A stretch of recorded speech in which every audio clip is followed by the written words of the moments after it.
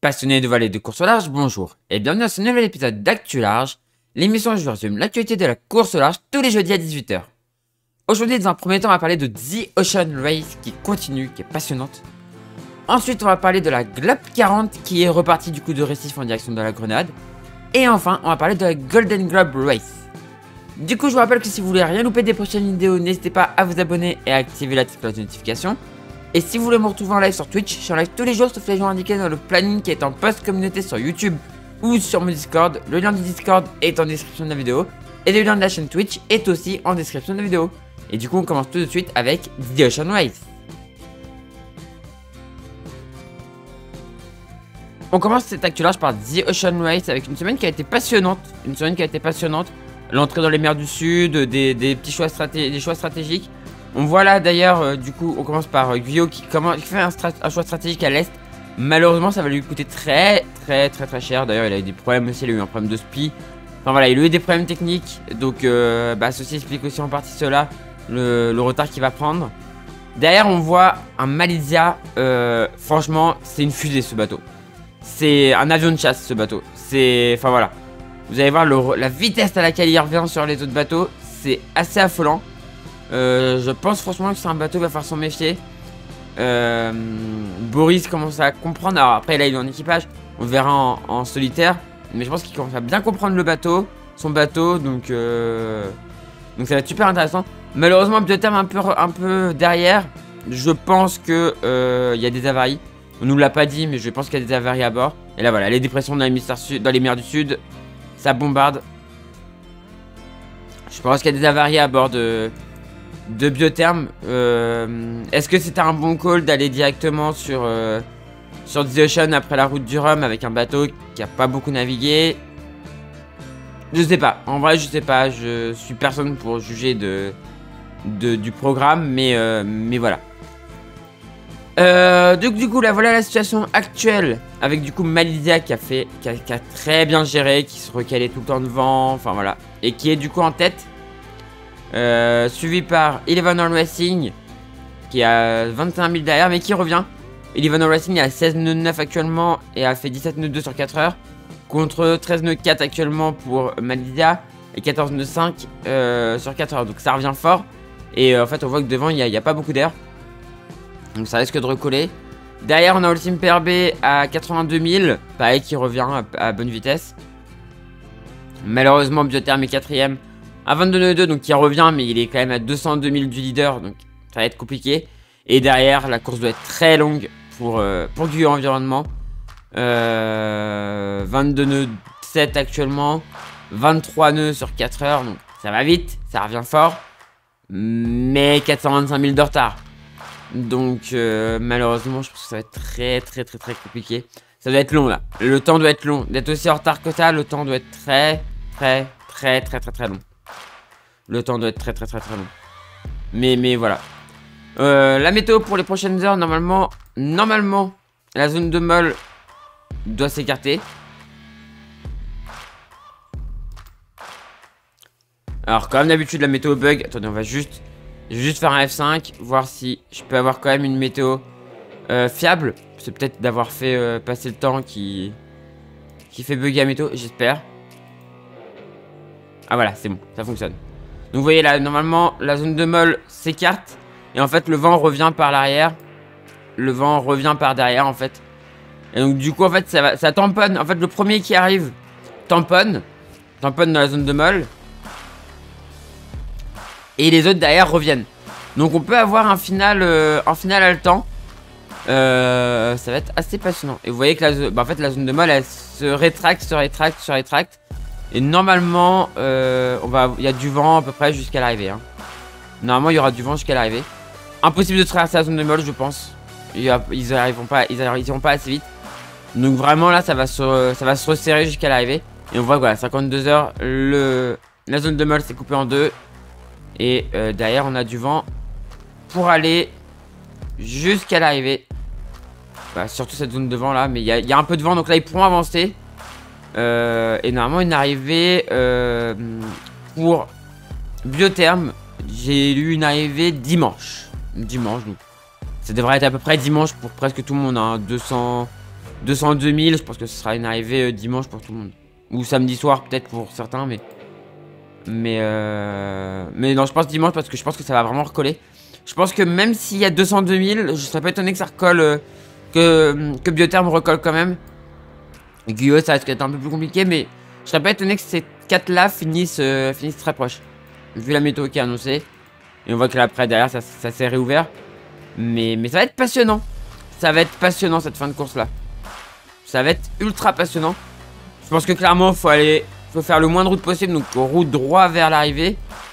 Et essayer de se démerder dans la molle. Et de toute façon après comme je disais le vent va revenir derrière. Donc voilà. Ça va être juste passionnant.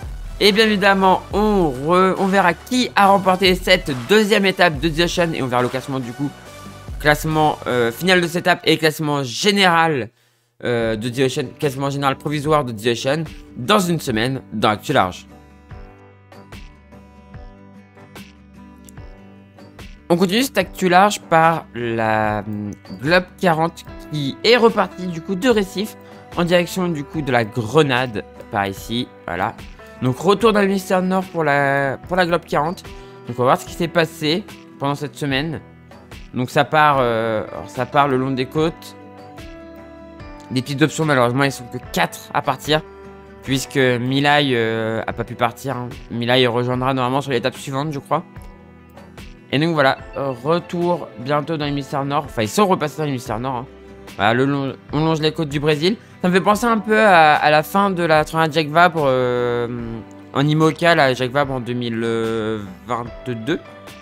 Non, c'était 2022. Non, 2021, pardon. 2021. Ou la fin, alors c'était en IMOCA. C'était le long des côtes comme ça, en remontant, c'était plutôt cool. Donc là, voilà, on a une zone interdite. Alors, ça, c'est la zone interdite. Il y a à la fois pour du... C'est comme ça, Jacques Vabre. C'est à la fois pour éviter de naviguer trop proche des côtes. Parce qu'en fait, par ici, vous pouvez avoir... Il y a l'Amazone qui se jette. Et donc, vous avez des billes de bois, Enfin, vous avez plein de trucs. Vous avez pas loin, vous avez la Guyane. Lancement de fusée.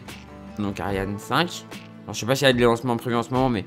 Et voilà, il peut y avoir des problèmes avec ça. Et il y a aussi une zone de... Je crois qu'il y a une zone de piraterie aussi dans le coin. Il me semble qu'il y a des endroits où il y a un peu de piraterie. Donc voilà. Voilà pourquoi ils ont mis une zone interdite. Qui permet de rester loin de ces côtes. Voilà du coup la situation actuelle. Bon, c'est pas passé grand chose. C'est un peu une course de vitesse. Il y a juste Griffon Solo 2 qui tente une d'option. Qui peut marcher, parce que là actuellement ils sont ils sont quand même bien dans le poteau noir. Ils ont passé au nord, hein. Pour le premier ils sont passés au nord. Et je regarde pour le reste ça va passer. Ou c'est passé, c'est un peu compliqué à voir mais Whiskey Jack est ici. Et ça va passer dans pas longtemps. Dans les prochaines minutes. Soit c'est passé, soit ça va passer dans les prochaines minutes. On a juste Hamas qui est encore un peu loin. Mais qui se rapproche aussi doucement. Les vitesses actuellement c'est 10 nœuds, 9 nœuds 7 sur 4 heures. Ouais 10 nœuds, c'est ça, 10 nœuds, ça commence à réaccélérer. Alors qu'au nord, bah, en fait il risque de pouvoir accélérer plus vite. Alors pour l'instant il est qu'à 7 nœuds 4. Mais au nord ça risque de pouvoir réaccélérer un peu plus vite. Puisqu'il va peut-être toucher les alizés avant. Donc peut-être un beau coup de Griffon Solo 2, on va voir. On va regarder la météo du coup pour les prochaines heures. Et on voit que ouais, Griffon Solo 2... Il peut toucher les vents avant les autres. Alors ici, même si ici en vrai il y a déjà un peu d'air quoi. Il y a 9 nœuds. Et là il y a 12 nœuds. Ouais, ça serait quand même pas mal. Mais là l'avantage en fait c'est que leur angle est déjà très bon. Alors que Griffon aura un angle un peu moins bon donc. Ouais, je pense que malgré le fait qu'il y ait un peu plus de vent au nord. Et que Griffon pourra aller les choper. Je pense quand même que l'option sud est meilleure. Parce que l'angle est bien mieux. L'angle est bien mieux.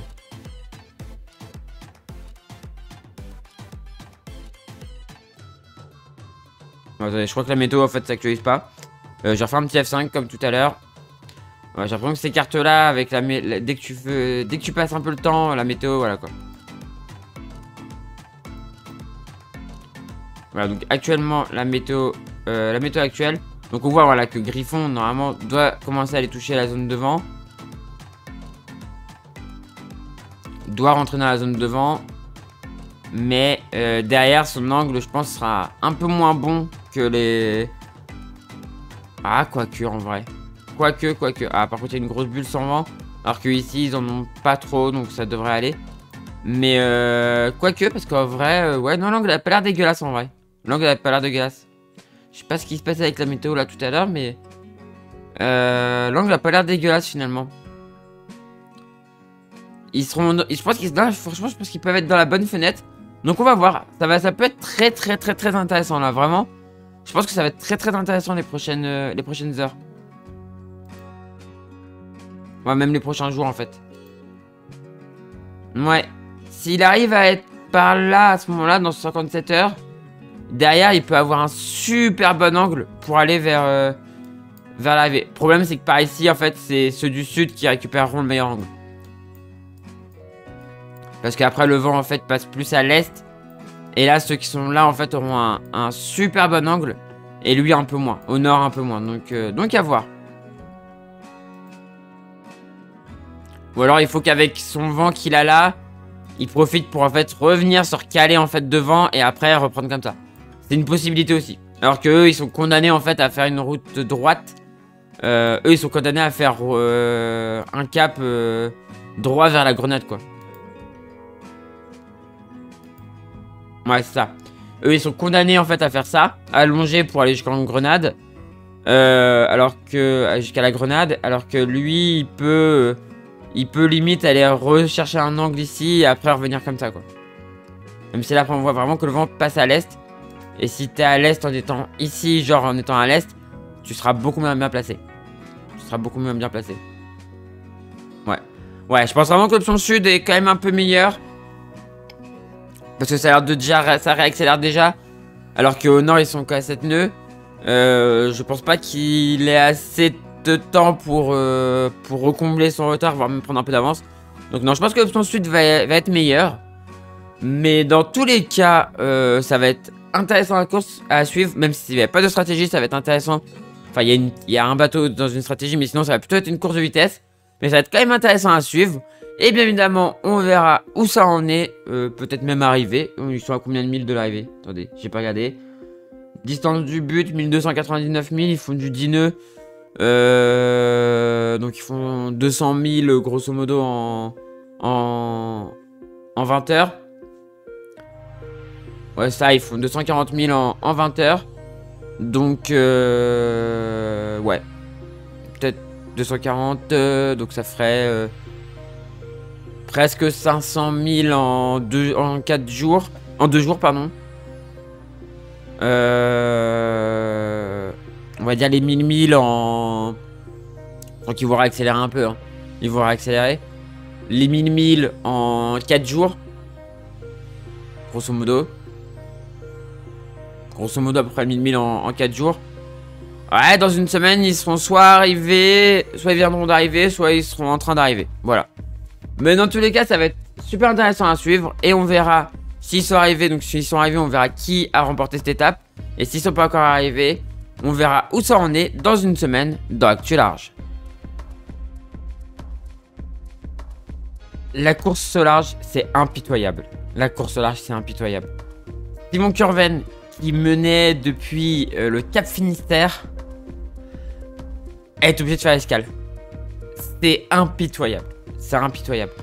Donc comme vous pouvez le voir là, Simon Curven du coup qui va faire escale, enfin qui est en ce moment même en escale au Chili. Malheureusement, problème de régulateur, donc obligé de faire escale.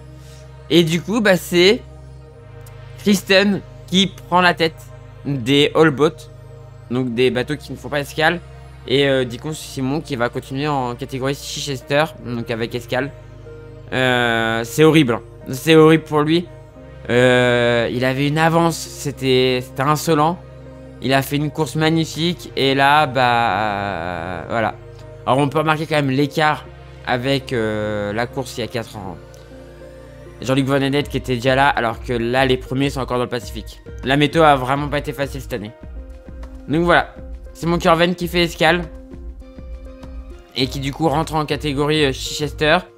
Alors que bah devant du coup, voilà la situation actuelle, Kristen Neufshire a pris la tête. Une femme en tête de la Golden Globe. C'est un beau pied de nez à l'actualité. Moi je dis c'est un très beau pied de nez à l'actualité, tu vois, c'est... Voilà. On va juste mettre la météo en windy, voilà. Derrière, Abila est pas très loin. Alors ils ont cherché à éviter les tempêtes. Maintenant ils descendent vers le Cap Horn. Donc le Cap Horn ça va être cette semaine normalement. Derrière, Michael Gullenberg est loin, mais troisième, bien accroché à son podium. Et enfin, derrière, on retrouve Jeremy Backshaw, donc qui est deuxième Chichester, du coup, qui lui a fait une escale. Et Ladybird Jones, qui lui n'a pas fait escale, est actuellement en quatrième position, très loin du troisième. Donc voilà, le classement, si pas de problème, le classement devrait rester pareil. Et Guy Wells qui est en train d'arriver enfin à Hobart. C'est long quoi.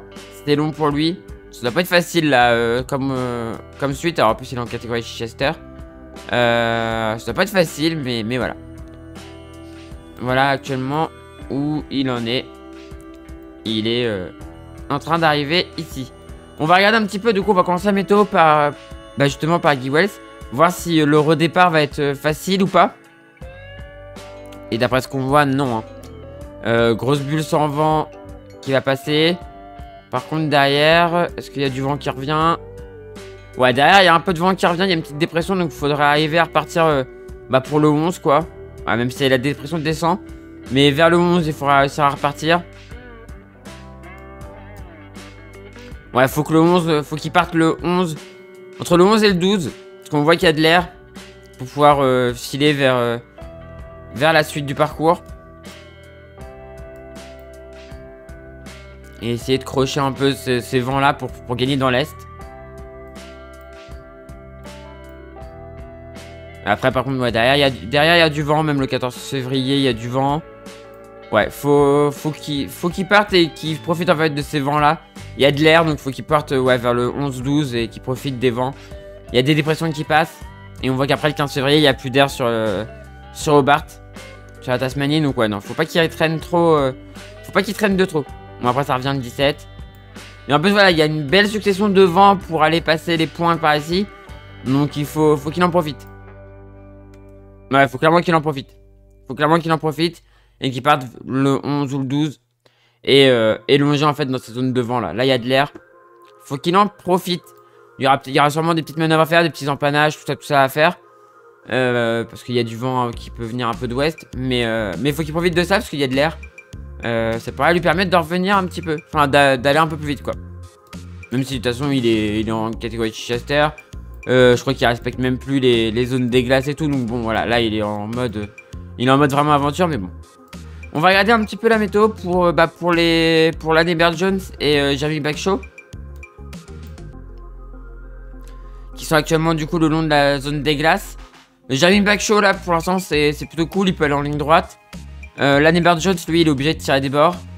Alors tirer des bords vent arrière donc ça va, c'est pas trop désagréable mais voilà. Après le vent va re-rentrer au sud pour lui donc. Enfin va venir un peu plus du sud donc ça sera un peu plus facile. Et devant, non j'ai pas regardé du coup devant. Pour Jeremy Backshaw. Ah faut qu'il aille vite parce qu'il y a une zone de molle derrière. Mais je pense qu'il va se la prendre. Il reste que ça va prendre mais par contre lui ça sera toujours des vents. Alors là même presque du près là. Enfin pas du près mais du bon plein quoi. Donc pas terrible. Mais de toute façon il se fera prendre par cette zone de vent sans vent. Et derrière Ladybird Jones faut qu'il file. Mais ça m'étonnerait qu'il arrive à filer assez. Pour éviter la zone de molle qui est derrière.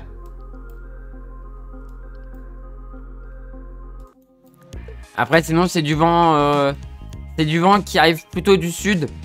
Donc qui permet d'aller à peu près tout droit. Et là Jeremy Backshaw d'ailleurs il va pouvoir jouer avec cette dépression là. Qui commence à réavancer. Et Ladybird Jones lui c'est ligne droite land hein. Après d'un moment ça va devenir ligne droite land. Malheureusement derrière le vent va tomber.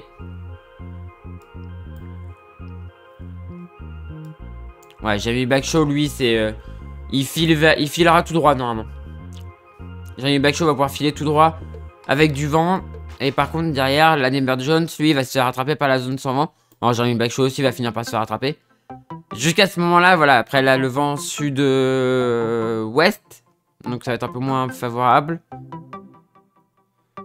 Et là, je pense qu'ils se referont tous les deux rattraper. Enfin, l'Amber Jones se sera fait rattraper. Et après, il aura ce vent-là pour pouvoir repartir bien vers l'est.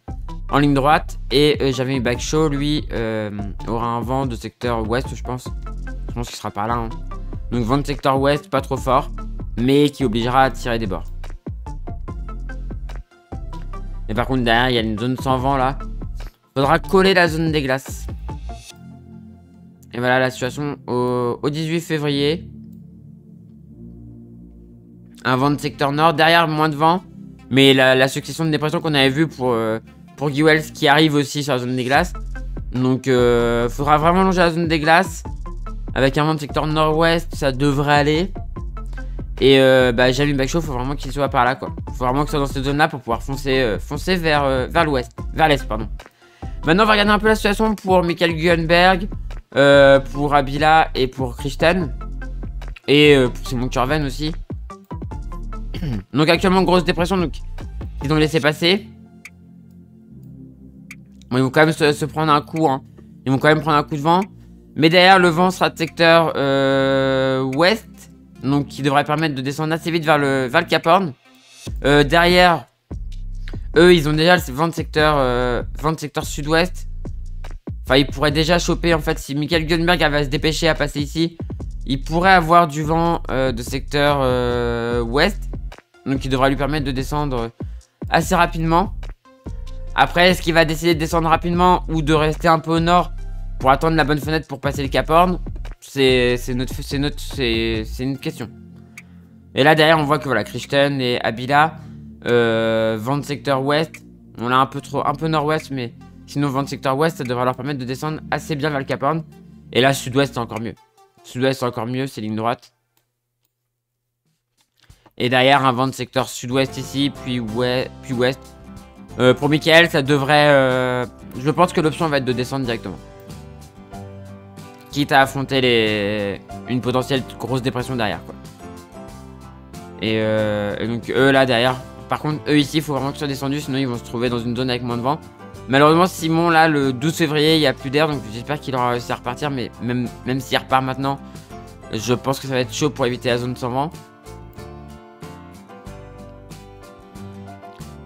Et on voit que derrière, ouais, Abila, non, Michael, pardon, il devrait être par là, avec un peu d'air. Et là, c'est vent de secteur nord-ouest, c'est un ouest-nord-ouest. Ouais, un vrai ouest, ça va, mais là, nord-ouest, bah après, ici, c'est souvent du vent de nord-ouest. Vous avez rarement des vents autres, parce qu'en fait, le vent entre en collision avec la cordillère des Andes. Et donc, en fait, le vent tourne et rentre, et en fait, fait l'effet venturi au Cap Horn. C'est ça qui fait que le Cap Horn une zone très dangereuse. Voilà, derrière, vent d'ouest, va falloir soit descendre vers le sud, soit tirer des bords si on veut rester au nord. Mais par contre, là, vent de secteur sud-ouest, là, faut éviter d'être trop à l'ouest, sinon tu te retrouves... à l'est, pardon, sinon tu te retrouves à faire du près. Là, normalement, dans les angles, ouais, ça peut le faire. De toute façon, c'est le 13 février. Ils peuvent être par là, je pense, au 13 février. On approche du Cap Horn. La Christen, elle a combien actuellement?